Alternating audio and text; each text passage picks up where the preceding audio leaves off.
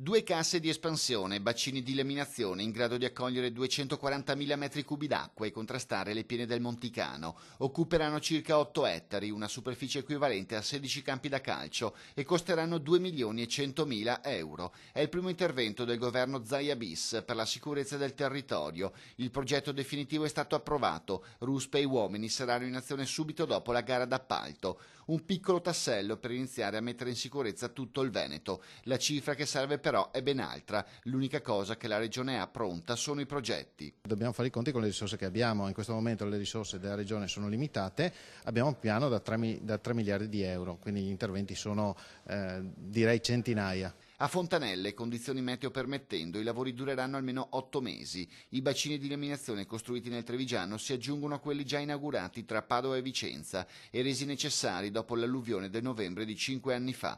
Da Palazzo Balbi una risposta alle promesse del ministro Galletti, che dopo il dramma in Cadore aveva promesso 153 milioni di euro, soldi riguardo ai quali nessuno ha più saputo nulla, e una stoccata al governo Renzi, accusato di promettere tanto ma mantenere poco. Ovviamente non abbiamo tutte le risorse. Ci auguriamo che arrivino così come promesso almeno in parte dal governo nazionale.